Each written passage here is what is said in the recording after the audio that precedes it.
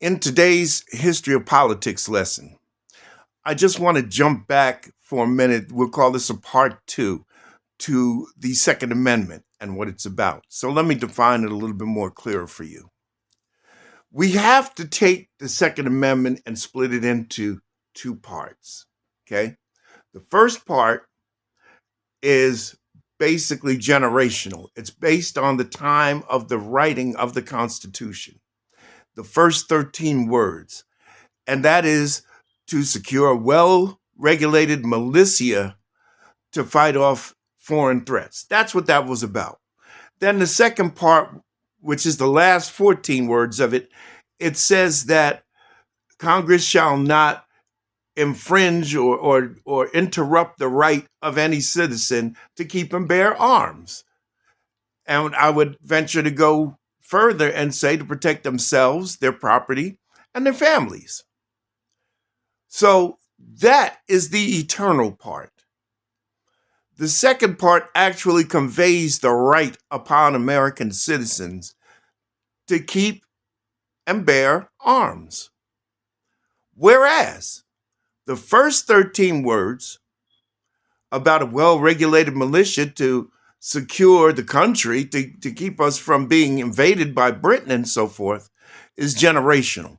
Because at that time, even though we had the Continental Army at that point, George Washington being the general and all, we had the Continental Army, yes, but we did not have what you would now call a state militia, or in other words, we didn't have a National Guard. The National Guard is our present day state militia.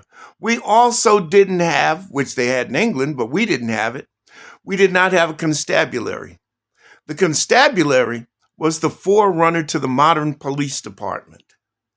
Constables were the police officers in charge in Britain. And to some effect, even now, if you go to Canada, if you go to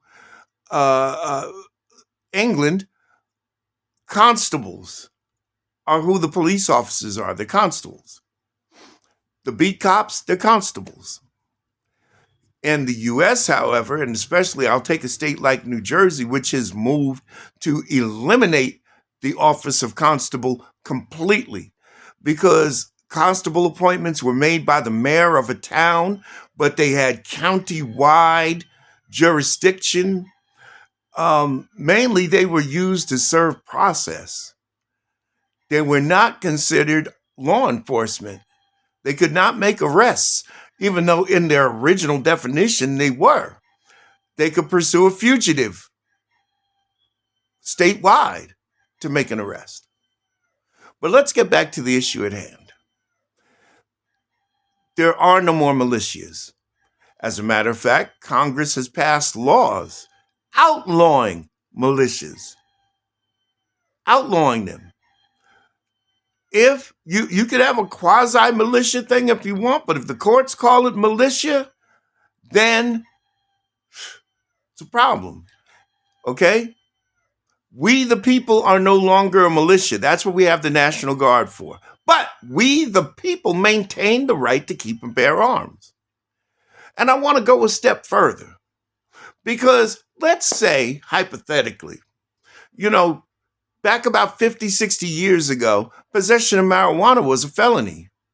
So if you possessed marijuana and got caught for that and got a felony charge, or I'll even go to crack, okay, cocaine, and you went to prison for more than a year, you're disqualified from life, for life from keeping a firearm. Now, that's under the current law. That's 18 U.S.C. 922G, if I'm not mistaken.